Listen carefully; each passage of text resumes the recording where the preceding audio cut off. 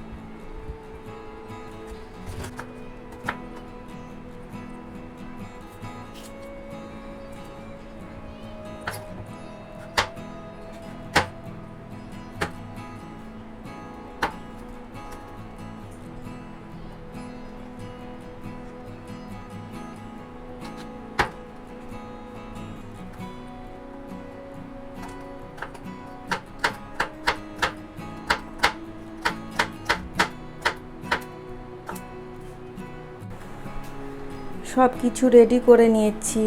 আম কুচি করে নিয়েছি, স্বাদ মতো চিনি, পুদিনা পাতা ৬-৭টি, কাঁচামরিচ ৩টা, বিট লবণ আর লবণ স্বাদ মতো, আর লাগবে লেবুর রস ১ চামচ। এখানে একটি জার নিয়েছি, এখন এখানে দিয়ে দিব আম কুচি, স্বাদ মতো চিনি, লবণ, বিট লবণ,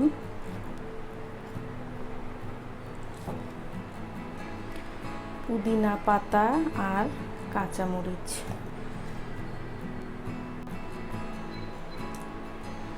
লেবুর রস সব শেষে দিয়ে দিব ১ কাপ পানি। ব্লেন্ড করে নিব। ব্লেন্ড করা হয়ে গেছে, এখানে আমি আরও ১ কাপ পানি দিব। এখন জুসটা ছেঁকে নিব।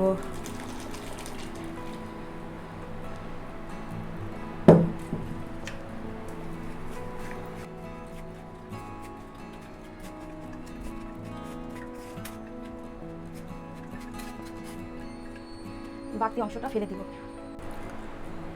জুসটা ছেঁকে নিয়েছি, এখন আমি দ্বিতীয়বারের মতো ব্লেন্ড করে নিব। ব্লেন্ড করা হয়ে গেছে, এখন আমি পরিবেশন করে নিব। এখানে দিয়ে দিব কিছুটা আইস কিউব।